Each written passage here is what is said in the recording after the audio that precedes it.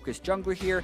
If Looper then steps up, as he's actually been extremely inconsistent this split, and Keith does have that improvement that Double was just talking about, that's where they end up finding their victories. Well, it is, of course, all about consistency, and it starts here in Champ Select. LeBlanc and Lucian actually banned by TSM, so 2 bans already targeted at Froggen, with Zach and Caitlyn becoming the red side standards. Caitlyn especially has recently joined, pretty high presence on that side of the ban. Absolutely, and you can see why whenever she actually makes it through to the game. You could be down 10,000 gold and you're still terrified of whether or not the Caitlyn's going to be taking over the game. Galio, another one that should most likely remain in the ban phase. Yeah, it seems like things have sort of settled down as far as red side bans go. Kenning was TSM's last one, and Haunter going to flash the Poppy and then the Akali. We have seen a surprising amount of diversity, especially when sort of those top champions are taken, but TSM will stick to the plan and take Lee Sin.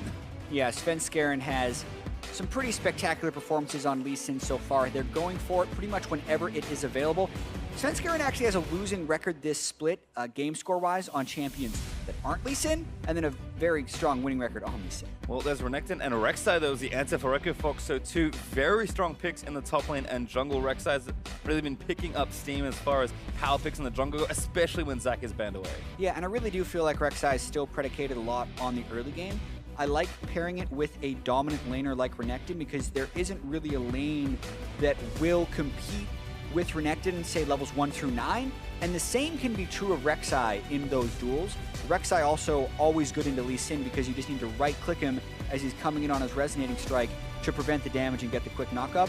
So this would be an early draft that can really play around that top side. Well, yeah, another early Syndra pick for TSM though. Bjergsen will pilot that champion once more. I mean, it's often banned in phase 2, so TSM almost feels like because of the other teams picking on their mid laner later in the draft, they feel like they have to pick a strong mid laner early, and this is one that Bjergsen's pretty comfy playing in, and the same should be true for Ashe here in Double's hands. Yeah, so far this looks like an incredibly standard TSM team composition. I'd say Syndra is probably Bjergsen's signature champion. Lee Sin is the signature champion for Svenskeren. Both of those guys have been the focal point that TSM plays around historically. So for all the talk that TSM has about trying different strategies, well, they're trying to refine their core strategy, it looks like, in this draft. Certainly does, and there's Echo actually the response for Echo Fox as the Rumble's banned out in their second phase, taking that top laner away from Haunter. Smart counter pick there for the mid laner, so should be a fun one to watch. Certainly a matchup that Bjergsen has a lot of experience with. Yeah, and this draft is a little bit abnormal. We've been seeing a ton of drafts with jungle, AD carry, and support picked in the first phase, and then you kind of ban out the solo laners and go for power and counter picks after that. Not the case this time. Both solo lanes locked in for Echo Fox and the early mid lane locked for TSM will make for a more interesting final phase of the draft. There's a Varus ban as well for TSM, so actually picking on Keith with that role not selected yet for Echo Fox. There's Thresh ban though by Fox, taking that away from Bifrost. And it does feel like with the sheer number of supports being played currently, there's actually a lot of maneuvering you can do, either counter-picking that role or just taking one of a lot of different champions that these supports seem to be playing. Gate especially has very deep pockets. Yeah, and banning Thresh I think is smart. I think Thresh is potentially the best support on this patch if you're good at it, like Biofrost is, so getting that ban out of there to open up Gate's larger champion pool. A very real chance we see a final pick support here, as Echo Fox could just lock down an AD carry here. Jhin is available and has been seeing a resurgence on this patch. Certainly has, as Twitch was the second ban for TSM in phase 2, so 2 AD carries down. Gonna flush us some Mordekaiser. Also a possibility in that bot lane. It really is. We even saw Mordekaiser top lane in the LCK over in Korea last night. Xayah, another champion that is still quite strong. Yep, and there's Gragas actually selected pretty quickly there for TSM, so should be that tank in the top side up against Renekton. Tahm Kench also quickly rising in priority, goes over to Bifrost to pair with the Ashe. And then the last pick, Gate's going to flash to Sejuani, but we'll see what they're settling on. It is actually going to be last pick support here. Yeah, he has actually played Sejuani. So this is not a troll hover. No. It's something he could actually do into a melee matchup like Tahm Kench, since both of them would be decent, but this is the more logical pick with the Rakan, and get the extra synergy with the Xayah-Rakan duo. That'll round out Echo Fox's team composition, which is very kind of lane counter pick and split push dependent, whereas TSM is anything you would have expected during TSM. Tank top, a Lee Sin, Syndra, and then just a bottom lane that can potentially dominate lane. Like you said, it just feels like they're refining that core composition. This is something they've run time and time again. And while, yes, I have been impressed with their willingness to try and play other comps, it's game one of a best of 3.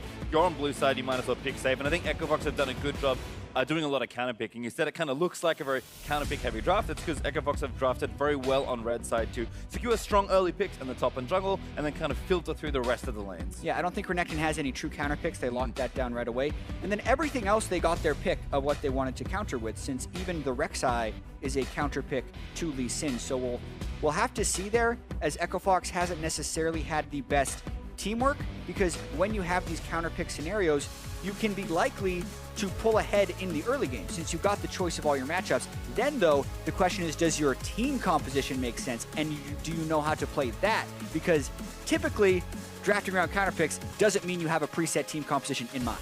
No, not at all. And I think we're going to have to see a lot here from EchoFox. They've got a lot of options though. Double TP for their top and mid laner. We can see split push, we could see team fight.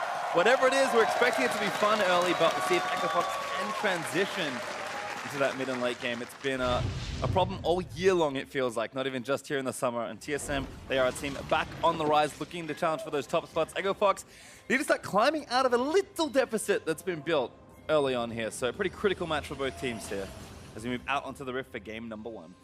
Yeah, EchoFox just always seems to have that glimmer of hope where it seems for a year and a half we're saying, oh, it's finally starting to bear fruit and they're finally coming together and the summer split team has arrived. And then every time there's that moment, they fall the other direction. And it's incredibly important here after dropping the game to Phoenix One, who was a winless team on Friday.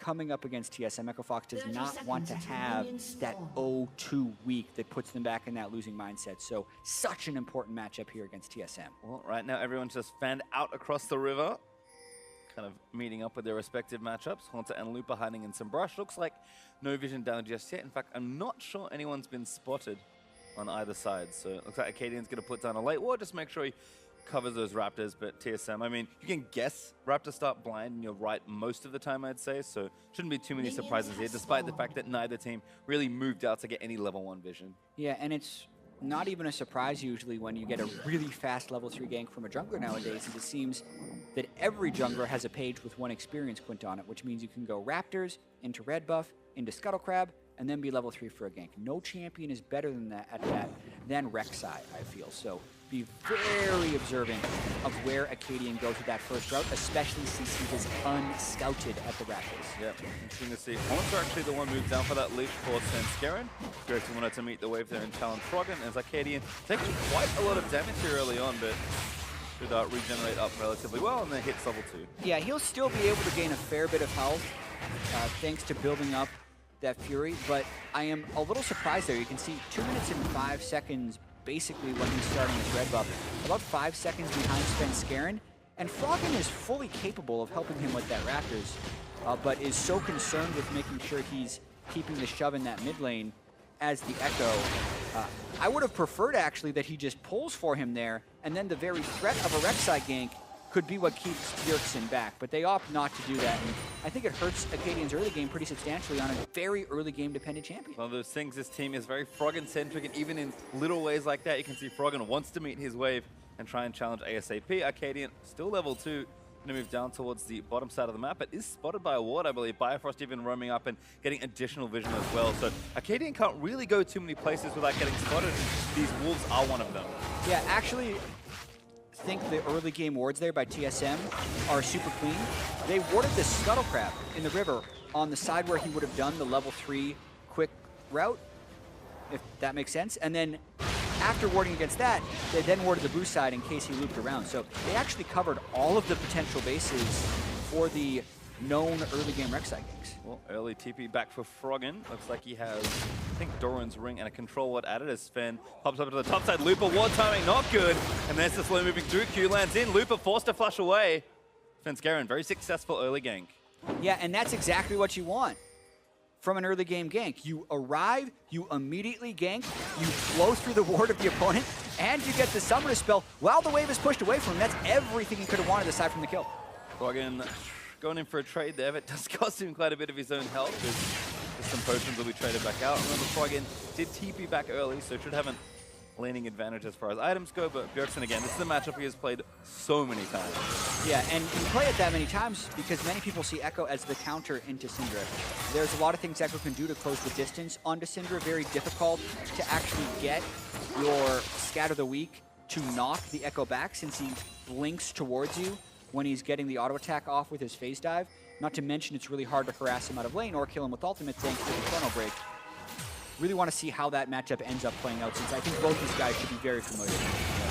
Again, just trading back. Froggen trying to keep the wave pushed as much as possible, but Syndra able to very easily drag that back and push it out as Froggen looks like he'll take yet another recall and run it back down. Early side stone actually for Arcadians, maybe one of the fun things to point out here.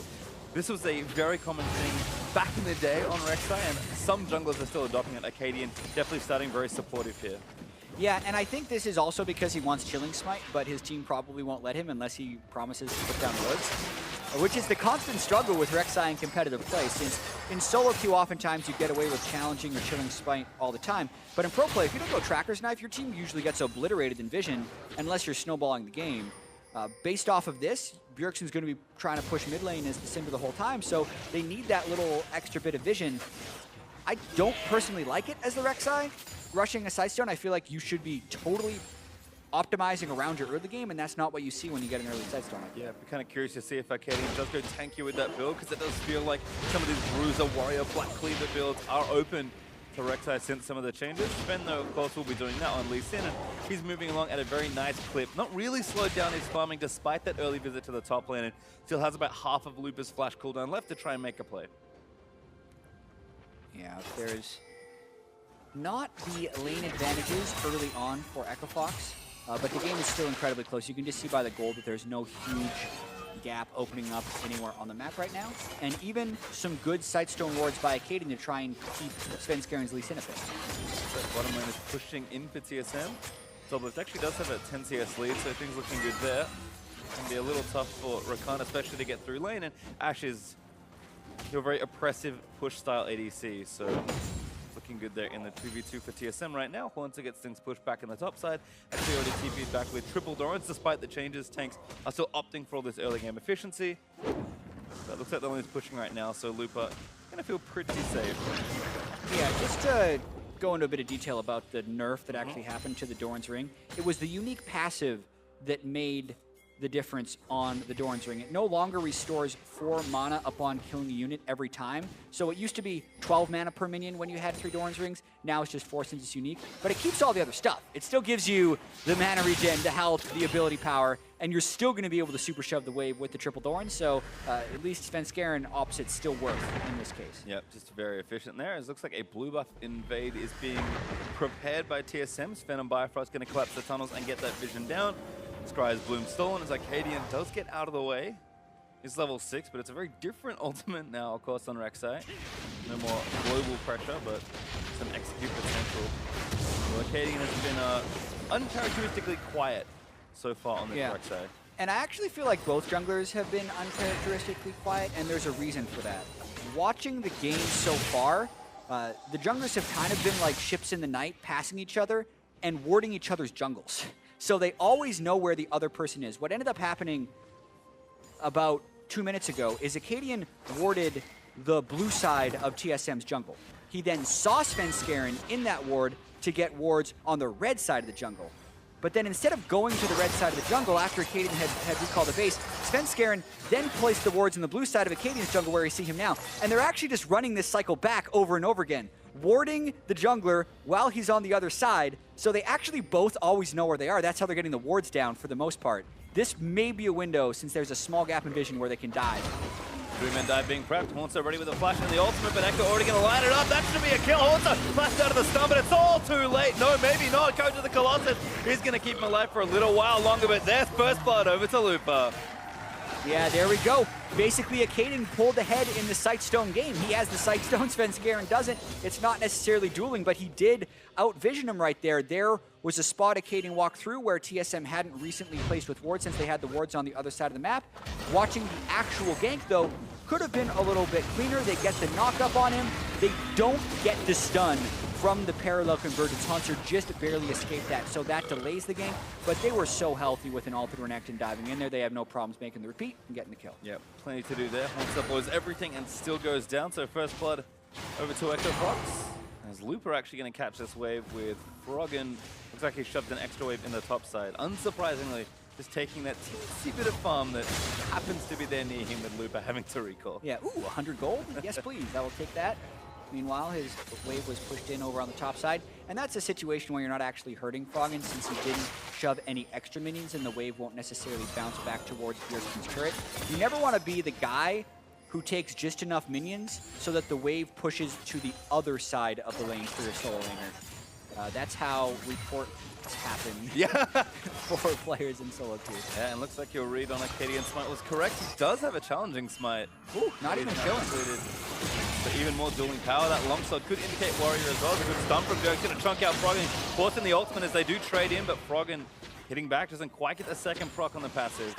Yeah, that's honestly just how the matchup works out between Cinder and Echo. He didn't use the ult to get back to the wave. That means every time Bjergsen presses R, Froggen presses R in return and nullifies the ults. They just trade, so then they both become wave clear with their other 3 abilities. Yep, Froggen takes the blue buff though and goes back, so wave clear duties will be even easier to fulfill. And looks like a lane swap actually from TSM, getting Haunter some help here in the top side. Going to try and break open this turret sooner rather than later. Froggen with no ulti looks like a gank target, but Sven just can't find an angle. Froggen playing respectfully there. Yeah, we're going to have a turret race happening right now, though. Looks like Echo Fox have a slight lead on this one. Svenskeren taking the Rift Herald, trying to get a jump on the objective trade. Well, we're going to try something here, but the first turret is going to go to Echo Fox, so they'll pick up a bit of bonus gold, and they're not done pushing. They'll actually go through as Haunter recalls. Doublelift on Bifrost going to try and do the same, but it's going to be 2 versus 1. And they shouldn't be able to get any extra damage here. Echo Fox just forcing TSM to come back down to the bottom lane.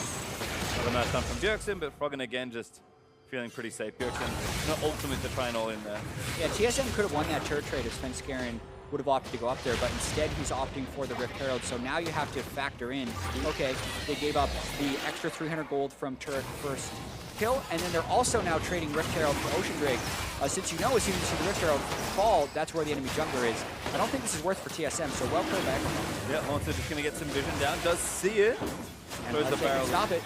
Maybe going to go for some sort of steal by Frost in the area as well, but smite down for Arcadian. He's going to give the Drake over to Echo Fox. So a flurry of trades across the map, and Echo Fox up 1,000 gold at the end of it. Yeah, that generally makes sense. They were the ones who got the first turret, and Svenskeren, I think, didn't quite keep his priorities. The question is now, though, what do they do with the Rift Herald? Because now it needs to essentially make up for the first turret gold, as well as the Ocean Drake. And of course, you have to do it without getting a trade that doesn't go in your favor. You don't really want to have to trade extra turrets when you're the team with the Herald. So let's see how TSM set it up. Unfortunately, unlike maybe the information we thought when we first saw the Rift Herald, you can't just put it down and hope it takes the turret follow. It's not that good. You do have to apply some setup, and the window is pretty small before the trinket runs out. So TSM looks like they're maneuvering towards perhaps the mid lane, trying to get some damage done there, but will be tough against Froggen, especially if anyone else comes to help out with the wave clear. Yeah, not an easy mid lane to push in. You would expect it to be in the side lane. Hello. Catch on the Haunter by Froggen. Haunter going to get over the wall. Froggen just making sure that he harasses Haunter for taking that control ward out of the pit. TSM very busy on the top half of the map. They actually have 3 people with Bjergsen cheating towards the top side as well. So pressure from Froggen in the mid lane is going to give him priority if something is going to eventuate. Doublelift getting this top lane push.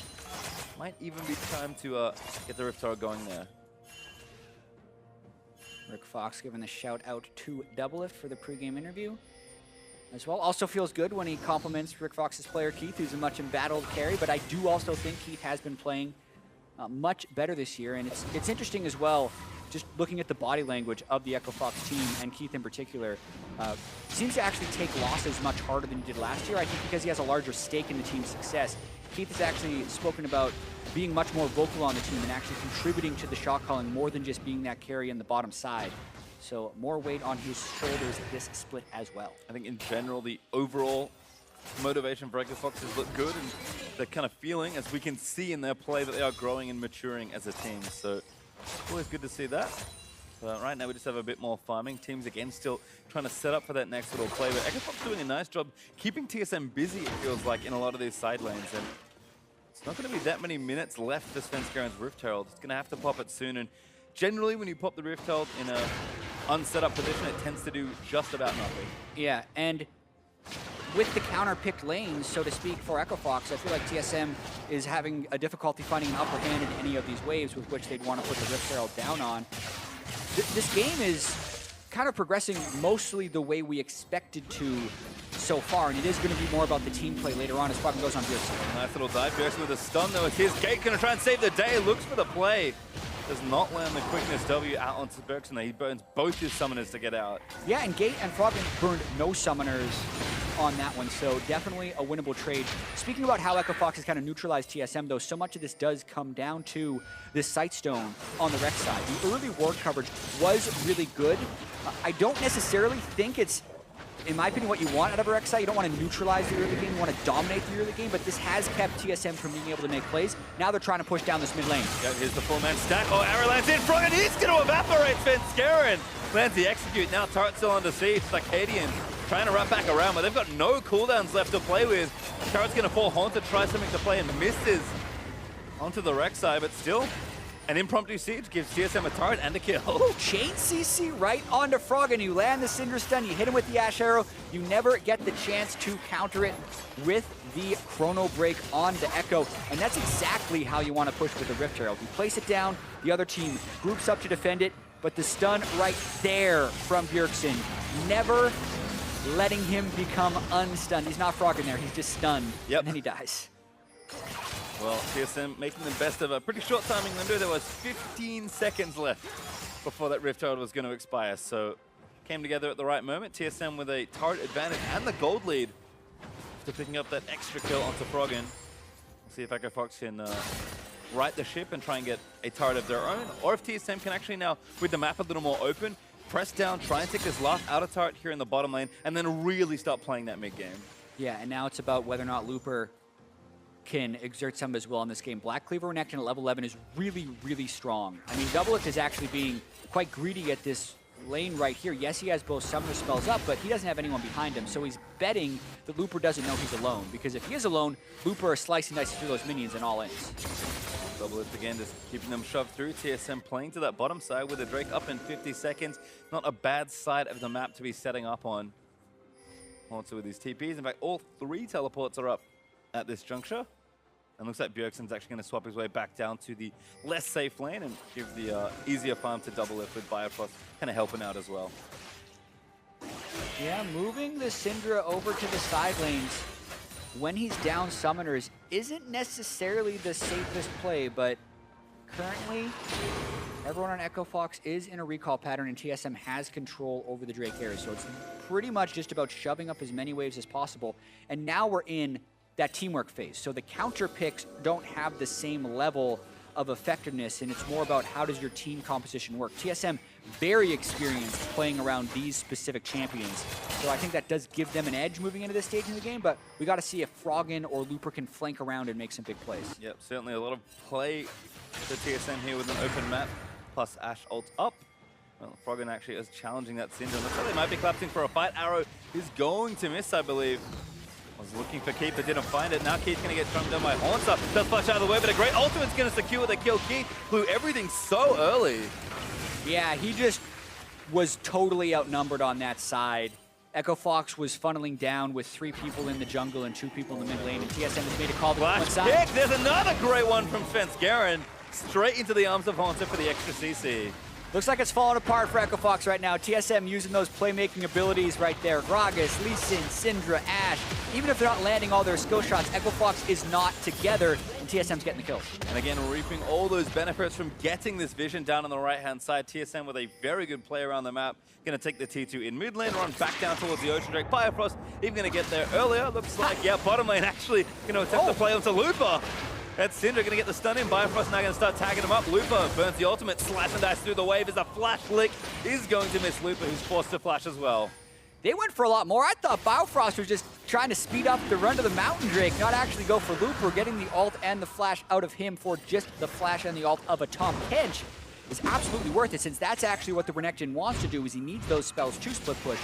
Watching this one more time, it's not so much about the play, it's about where Echo Fox is on the map versus TSM. Rek'Sai, Echo, Renekton, all in the river while TSM is running down on Gate and Keith in the mid lane. They were just trying to get the waves there. And then, Gate, what are you doing, man? No vision of the mid lane. Midline priority is lost, as has been a pattern for Echo Fox, getting punished once again.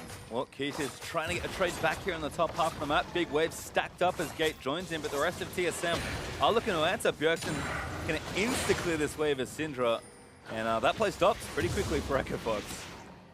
Yeah, Drake already being down, Infernal not for a while, Baron coming up in 20 minutes. You can see Echo Fox trying to get some control of the Baron area, but they don't necessarily have the advantages to maintain that control. TSM already moving in to that spot with upgraded sweepers on Biofrost and Svenskeren, as well as a number of control wards to get rid of that vision and take control of this area. Yep, 2,000 gold up for TSM as we approach the 20-minute mark in this game. Baron will be up soon. And again, TSM just kind of play it standard. Haunts up back to the bottom side. Rest of TSM playing to that Baron side of the map with the Drake down. And it's just systematic and very well disciplined right now for TSM as Froggen might have caught Sven here. Sun's going to land. Krog's going to go over to Froggen. Hey! Gets the stun and takes the farm. All calculated. We did it. Get some more. Oh, he's going to get those two. All right, Svenskeren decides to take that last little one as he'll finish off the camp. Bjergsen going to go ahead and get the top side pushing out. Froggen needs help to not get picked off again. There's one thing Froggen's perfected, it's CSing. Especially jungle creeps. Yeah. This turret also under fire. Fox is not in the right position to try and capitalize. Long flank TP in though. Oh, Gate, look for the play. Knocks it off, but a good devour there from Biofrost. He's going to keep double if safe. The turret still falls, though. TSM didn't see Renekton TP in, but they see him now. Let's see if Haunter now channels his teleport right away. There's Haunter. Bjergsen, though, off to the side flank. As Looper runs through the team, he gets exhausted. Double is still outputting damage as Gate. Who's doing the play? Point blank arrow stuns up Gate. Haunter with a double belly bump to stun up to Arcadian. Still trying to fight, but he goes down on the other side. Double kill for Svenskeren. TSM wipe the floor with Echo Fox. And you could see it was just not a clean collapse by Echo Fox. They took so much damage while Looper was running up, and then they don't even get that big of a jump. It's actually Haunter, who essentially could be called late on the TB since CSM didn't see the first one, has a way bigger impact on that team fight. And they turn straight for Baron. Mountain Drake makes it easier. They're taking full control of this game. Baron is gone under 21.5 minutes. So watch this play again. Echo Fox starting to feel a little more desperate with this play. Yeah, I mean, you can see how low they are by the time Gate goes for the re-engage. Triple stun by Haunter on the body slam flash. Arcadian can't quite solo out Bjergsen on the backside, even with his challenging smite, but also because of his sight stone. Imagine he has a more damaging build, Bjergsen actually dies. Even then, they'll still end up losing that fight. Well, TSM now with the Baron looking to try and take down that last little outer turret, sticking out in the bottom lane. And Echo Fox will likely lose significantly more structures as the rest of this play develops. Pretty much the full duration of the buff, really, to get these sieges going with. And we are going to start in this bottom side. No one here, I think, smartly from Echo Fox to challenge at least this turret here in the bottom lane. Yeah, they have just fallen way behind. And this is kind of what our concern was for Echo Fox in the draft. They have been a team that has been able to accrue some large early game advantages, but have struggled in the team play aspect. And then in the draft phase, they don't actually draft for a team comp. They draft for almost exclusively counter picks, but they are not pulling off plays as a team, whereas it felt like TSM was pretty much saying, we know how to play. Gragas, Syndra, Lee Sin, even Ashe from Doublelift has been really good at the Zeros lately, and the early game was even because TSM relied on their laning ability, and since then, they have been the one making plays because they are very experienced with this style. Well, Hodge's last one gauntlet is going to force Frog into a flash, burns the ultimate to get him out of there, but will take the summoner spell from the Echo Fox mid laner. And now this inhibitor turret getting sieged up in mid. Frog's going to have to run very far back. Home guarding him from base, but the turret already dead. TSM with a little too much strength here. Yeah, Froggen potentially hoping for a TP, but even if they teleported in here, they're down so much. Baron's still running on TSM, so they're very strong right now. And I have to say, after watching this game from TSM in the series versus FlyQuest yesterday, the different speeds this team is willing to play it is maybe more impressive than the amount of comps they've tried to play this summer. When FlyQuest is running straight at them, playing super fast tempo league, they're happy to play at that same pace. And now in a more measured game versus Echo Fox, confident in their ability to transition as a team into the mid game, and have done so here as well. Yeah, very slow start to the split for TSM, but this week at least early on in the first 3 games now, they're looking much improved. The series they had against FlyQuest, probably the cleanest they have looked as a team. And then even in this game, even if they had a more subdued early game, it really feels like they're turning it on at the right moment. So things are looking up a little bit for TSM. Certainly looking better, but still this game to go. Getting further out of reach for Echo Fox, but certainly not out. Froggen still trying to make the plays, but Haunter is just a menace right now. Froggen, yeah, doesn't even want to take the rest of that 1v1. Yeah, the classic armor item plus Visage, power spike for any tank top laner. Still going to be one of their strongest points in the game because in none of the common mid lane or bot lane builds do you have resistance shredders like a Void Staff or a Last Whisper at this point. So it just means that you're not shredding through any of those tank stats, and Haunter can pretty much go where he pleases for the next 10 or 20 minutes. Yep, just hanging out in top lane right now. TP almost back up as TSM will start this Infernal Drake. Didn't get too much else after that one in hit, but still enough damage done for TSM with that Baron buff, and to kind of maneuver them into this late game, it almost feels like the game is saying, hey, you know what, you guys are doing well. Looks like you might want to end the game in the next 10 minutes. Here's an Infernal Drake to make the fights a little bit easier. Things just breaking TSM's way time and time again.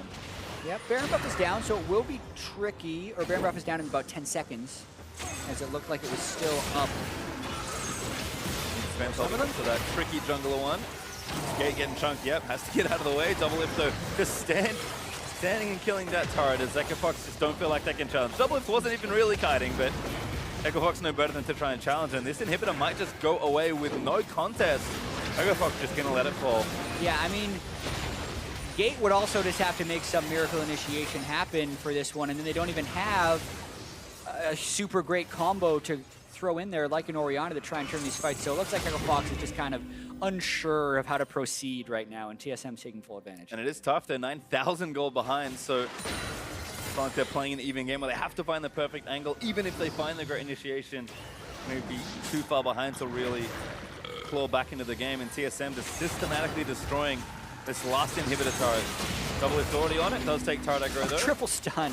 Yeah. Oh, not even a Baron buff, but they're trying to go for something. Yeah, Haunter trying to play. Looks like he does get the knockup. He's tanking the turret at this point. His Gate is going to land the knockup. Looper with the chain stun. Haunter walking out of there. There's the ultimate committed. Froggen gets out with his own Chrono Breaker. There's Cadian stunned in the top side. Big Feather Storm in. Might be enough to save the game. The knockup is there. Cadian does get the kill onto Haunter, but Spen low in the front line as the stuns just keep coming. TSM too far ahead, too tanky in the front line.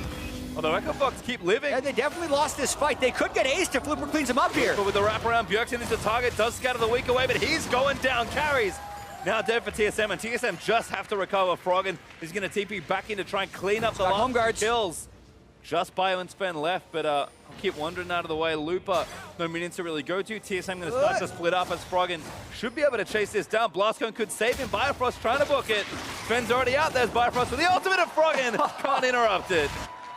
Cheeky escape by the last few members of TSM, but actually a good turnaround fight there by Echo Fox. We talked about ways that they could combo with Rakan's initiation, and they pulled it off there. Most of the credit for this fight, I think, goes to Keith and Gate for making the initiation. Yes, Keith gets bounced around a fair bit by Haunter to start, but does not suffer a death. Then, watching this dive, they're getting a lot of this large stuns off. Nope. Cadian gets in for the triple knockup, trying to find the Feather Storm. Yeah, pretty much just Keith right there, as well as they're getting this quickness coming through from Gate. That's the majority of the damage. It takes down Double Lift and Haunter's Gragas, and then Bjergsen out of mana since they've had this extended siege, still having the double TP as well. So this is where Echo Fox tries to come in for the big play. Looper ults just for the extra damage, does end up all-inning for Bjergsen. Potentially could have gotten someone else and left Bjergsen for the rest of his team, so they missed out on maybe some potential kills. Well, Echo Fox at least happy to get some gold back in their pockets, cutting down TSM's lead pretty substantially. Also got a top outer turret during that replay, so extra gold also going over. Still 8 turrets to 2, so not great as far as total deficits go, but making up in the right places here for Echo Fox. If they can find that angle again, they will push them even closer to even. Now coming straight back to the scene of the crime, though. Trying to fight one more time. Double TPs are down, and TSM is trying to get this turret. But Echo Fox will want to initiate. There's the quickness. Gate again needs to devour. Does get Double Lift out of the way. So Looper looking for another big flank. Still kiting it out. Looper into the backline. Does get knocked up. He needs to get blown up, but Looper still living through the onslaught. Even lives through Syndra. This kid gets another Feather Storm. The pull Spen scaring back, but Double Lift takes down the Rek'Sai, and Echo Fox now on the run. Froggen might make a big play with the ultimate, but they have to keep running forward. Gate battle dances out to Key, then to Froggen to make sure he gets out of the way. 5v4 feels rough. Echo Fox only losing their front line, but that was enough. Yeah, where was that arrow going from Doublelift? You could see he had an idea for it, but he shoots it low. You can see the Renekton and Rek'Sai is just not the power of frontline that they need to shred through this, as TSM has multiple disengage options. They're actually shooting straight for Baron, knowing Acadian is dead. Doesn't matter if it's on a ward for them right now. Yep. The rest of TSM will be there shortly, and Echo Fox are trying to get there in time. Transcaren's going to see that ward. Control ward down in the pit to cut up all the vision, and now Horns are just going to play goalie. Got to be a little bit careful here, actually. Bjergsen doing a good job zoning them. They get Froggen's ultimate. It's over. All right, well, Froggen out. Baron goes over, and Acadian respawns just in time to see it go down. Watch this exchange again. Yeah, so you can see Gate goes in, but Biofrost, good spacing right there so they don't get caught in the quickness, allows him to devour. Looper actually manages to get kicked in, which is, I think, where he wanted the kick. Svenskeren knew he wanted to try and disengage with that, but even so, they still get blown away by Bjergsen and Doublelift's damage from the backside. Again, just TSM a little too far ahead at this stage. Is TSM going to look to actually just shove down the rest of the base with 3 inhibitors down, Supers pushing in every single wave, and the Baron up for pretty much 3 minutes. This is going to be a tough siege for Echo Fox to get through, and I think they're going to have to fight their way out. Yeah, they're pushing straight up the mid lane with 3 waves of supers. It's gonna be tough. All right, one inhib back as Doublelift scooped up by Biofrost once more. TSM are going to make sure they take down that last inhib, get all the supers spawning again. Ooh, a stun actually into Gators. Tries to give initiation on the Bjergsen. Charm lands in on the Sven. Sven going to try and get zoned as Lupin looks for the backline, but Doublelift just outputting damage again. Rek'Sai dives into the front, but gets exhausted. Froggen still trying to take down Bjergsen, but he's going to have to ulti out with Syndra unleashing the power. Now the Nexus turret's going down. 2 dead already for Echo Fox on the right-hand side of the play, and that's going to make it 3. The Nexus now exposed. TSM just too far ahead. They're going to take game 1 over Echo Fox. Another great Lee Sin performance by Svenskeren as well. 5 games in a row on Lee Sin and 5 wins, moving his season score on that champion to 9-1. Kept them in the early game, helped make the plays in the mid and late game. It's kind of been the story of Echo Fox this season as well, doing decent to good and early, and then just not being able to transition that in any way, shape, or form. Yeah, just really tough there. I mean, it just felt like TSM kind of found their foothold in the game, made that really nice Rift Herald play in the mid game with barely any time left to summon the monster, and then from there just kind of broke open. So we actually are going to break the game down here. We can start by looking at their team comp. We set up for TSM, very standard stuff. Don't really need to review that. For Echo Fox, I like some elements of this draft, but like you said, maybe focus too much on the lanes and not enough in building a cohesive strategy. Yeah, and it's tricky, right? When TSM comes at you with their power picks, you want to be able to have answers to that, and they do individually know how to play all of these champion matchups. I thought Froggen did fine into the Syndra. You're actually not supposed to win that early as the Echo. You're just supposed to have threat later and prevent the Syndra from taking over the game. Froggen did that.